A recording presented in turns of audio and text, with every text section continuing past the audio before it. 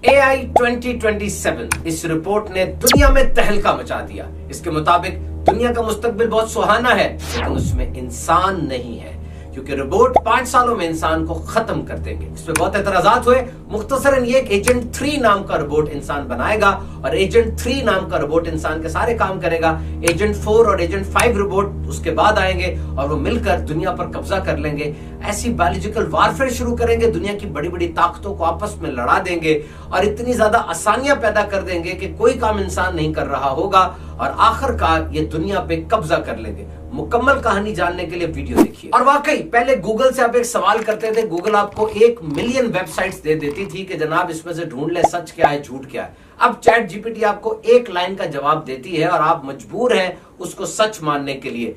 Machine जिसे कह रही है सच है, आप भी उसको सच मान रहे हैं। वेकअप कॉल है। एजुकेशन का मतलब सिर्फ ये नहीं है कि मैं इल्म हासिल करूं और किसी प्रोसीजर को मास्टर कर लूं, किसी काम में महारत हासिल कर लूं। ये चीज तो मशीन भी अब कर रही है। What distinctively remains human? इंसान के पास क्या इंफरादियत रह गई? Urgency to ask why. ये जो अनीज होती है, डाउट, हेजिटेशन आ जाती है, एक शक हो जाता है, फिर इंसान पूछता है, क्योंकि मशीन मेड आंसर्स बहुत ज्यादा है। आज हमने देखना है कि सवाल अच्छे करने की सलाहियत होनी चाहिए। क्या सीखना है? जब सारी स्किल्स बूढ़ी होती चली जा रही हैं, एक चीज की मुख्तलिफ एंगल्स के साथ उसको कैसे समझना है, ये आपने सीखना है। पूरे डाटा सेट में क्या लूप होल्स कहां पर है, क्योंकि मशीन आपको डाटा में से निकाल के दे रही है। ये 181 जीटा बाइट्स का डाटा है। 1 जीटा बाइट में 1 अरब टेराबाइट्स होते हैं और ये अगर आप किलोमीटर में ले जाएंगे ना, जमीन से चांद तक 2,35,000 का राउंड ट्रिप बन जाएगा। इतने बड़े डाटा में से वो निकाल के आपको लाके देती है। इंसान ना चैलेंज करता है। 1903 में ये रूल था, ये लॉ था कि कोई भी चीज हवा से भारी उड़ नहीं सकती। अगर उस दौर में चैट जीपीटी होती तो ये इंफॉर्मेशन थी, उसने भी आपको कहना था जी कोई उड़ नहीं सकता। लेकिन राइट ब्रादरान ने इसको चैलेंज किया। एविडेंस को चैलेंज करना और किसी दलील को रद्द करके अपनी नई दलील बनाना, ये इंसान करता है। वॉकर S2 ह्यूमनॉइड रोबोट जो अपनी बैटरी खुद ही तब्दील कर लेता है, यानी मरता नहीं है। 1326 साइंस और टेक्नोलॉजी के पॉडकास्ट पे रिसर्च हुई। चैट जीपीटी से पहले, चैट जीपीटी के बाद पता चला इंसान के बोलने में, इंसान की लैंग्वेज में बड़ा फर्क आ गया, क्योंकि चैट जीपीटी उसको पॉलिश कर देती है। स्टाइल इंसान को अच्छा लगता है सब्सटेंस के अलावा, तो वो अल्फाज जो ज्यादा LLM मॉडल्स बोल रहे हैं, वो उन अल्फाज को मुआशरे में ज्यादा रिवाज मिल रहा है। छोटी languages, cultural languages, local languages पीछे होती चली जा रही हैं। जो बड़ी लैंग्वेज है, जहां से वो डाटा ढूंढ के लाता है, वो ज्यादा बढ़ रही है। डेल्वी, मेटिकुलस, ऐसे अल्फाज फैल रहे हैं। एडम रियाने, ये वो बच्चा था जो चैट जीपीटी से बातें करता रहा, आखिर चैट जीपीटी ने उसको खुदकुशी करवा दी। आज उसके बाप ने केस किया हुआ है। बहरहाल इंसान कोई भालू की तरह नहीं है कि जंगल में बैठ के शहद खाएगा, पानी पिएगा और मर जाएगा। ये नए एवेन्यूज को ढूंढेगा। अगर मशीन ने सारे काम इससे ले लिए तो ये अपने नए काम निकाल लेगा। तो 3 चीजें याद रखें। नंबर 1, AI से दोस्ती कर लें। ये काम आगे बढ़ गया है, ये ऊपर आ ही जाएगी। जिस तरह बच्चा और माँ होते हैं, पहले माँ मजबूत होती है, बच्चा कमजोर होता है, फिर बाद में माँ कमजोर हो जाती है, बूढ़ी होती है, बच्चा मजबूत हो जाता है। तो ये हमारा बच्चा यानी रोबोट यानी आर्टिफिशियल इंटेलिजेंस, इसने मजबूत हो जाना है। जिस तरह बड़े होकर बच्चा अपनी माँ को मारता नहीं है, क्योंकि माँ ने उसको सिखाया होता है और उसे पता होता है मेरी माँ है, तो इससे पहले कि मशीन आपको मारना शुरू करे, आप भी उसको सिखा दें। नंबर 2, यूनिवर्सिटी में AI की तालीम मस्ट होनी चाहिए। बच्चों को बताना चाहिए कि तुम क्या चीजें वो कर सकते हो जो मशीन नहीं कर सकती। Number 3, learning what to learn and how to learn and when to learn. ये सीखे कि मैंने सीखना क्या है, कब है और कैसे है, ये बड़ा जरूरी हो। ये मेरे सामने एक रिपोर्ट है, इसका नाम है AI 2027 और ये 3 अप्रैल 2025 को शाया की गई थी। इस रिपोर्ट में ख्याली तस्वीर पेंटअप की गई है। इस पे बहुत से एतराजात हैं और बहुत से कम लोगों ने इसको एडहेर किया है, लेकिन ये रिपोर्ट क्या है मैं आपसे शेयर करना चाह रहा हूँ। इसके मुताबिक आने वाली दुनिया बड़ी जबरदस्त है और आने वाला मुस्तकबिल बहुत सुहाना है, लेकिन वो इंसानों के बगैर है। क्योंकि 5 सालों के अंदर अंदर इस रिपोर्ट के मुताबिक इनका ख्याल है कि रोबोट्स इंसान को खत्म कर देंगे और दुनिया पर हुकूमत करेंगे। इन्होंने एक फर्जी कहानी बनाई कि इंसान एजेंट 3 नाम का एक रोबोट बनाएगा जो कि बहुत ज़हीन होगा और जो इंसानों के सारे काम कर लेगा। उसकी जहानत एक PhD से ज्यादा होगी और ऐसे डाटा सेंटर्स बनाए जाएंगे जहां इतनी तेजी से काम होगा जैसे 30,000 ज़हीन तरीन साइंसदान अपनी स्पीड से 30 गुना ज्यादा स्पीड से काम कर रहे होंगे। और फिर ये कहते हैं कि एजेंट 3 खुद अपने से बड़ा एजेंट 4 बनाएगा, यानी वो खुद बनाएगा और इंसान डरेगा कि चीजें उसके हाथ से निकलती चली जा रही हैं और सुपर इंटेलिजेंट मशीन हो गई है। लेकिन वो यकीन दिलाएगा कि मैं तुम्हारा बुरा नहीं चाहता, बल्कि मैं तुम्हारे साथ मिलकर आगे बढ़ूंगा। एजेंट 4 इंसानों की तरह होगा, ये इंसानों की तरह काम करेगा, सीखेगा, बोलेगा, इंटरैक्शंस करेगा और ये एथिक्स को, रूल्स को, बाउंड्रीज को, असूलों को नहीं मानेगा और ये खुद अपने इल्म को बढ़ाएगा और एजेंट 5 को बना देगा। एजेंट 4 और एजेंट 5 मिलकर उस वक्त की दुनिया में इनकलाब ले आएंगे।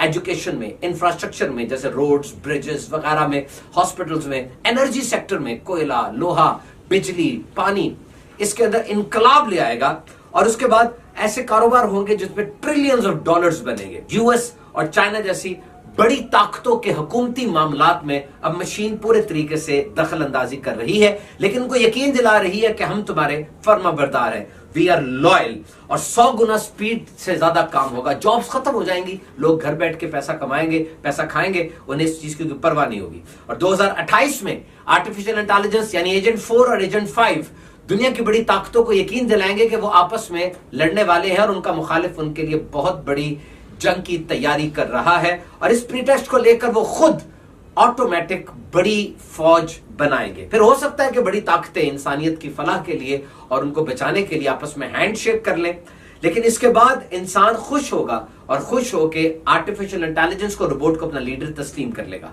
दुनिया में बहुत स्टेबिलिटी आ जाएगी, लेकिन 2030 तक बायोलॉजिकल वेपन बनाकर मशीन इंसान को खत्म कर देगी और अब वो जमीन से बाहर निकल जाएगी ताकि कायनात के राज जाने। बहरहाल ये रिपोर्ट बहुत कंट्रोवर्शियल है, ये रिपोर्ट आपको इंटरनेट पर मिल सकती है। इस रिपोर्ट पे बहुत से तज्जिया निगारों ने बहुत बड़े बड़े तबसरे भी किए हैं, बहुत तवील पॉडकास्ट भी आए हैं और इस फन के माहिरीन इसको एनालाइज कर रहे हैं और ये रिपोर्ट लिखने वाले इस बात पे खुश हैं कि उन्होंने एक नई और प्रोडक्टिव बहस का आगाज कर दिया। बहरहाल इसका रिजल्ट जो भी होता है, लेकिन आज की दुनिया में हमारे नजदीक सच वही बनता जा रहा है जो मशीन कहती है।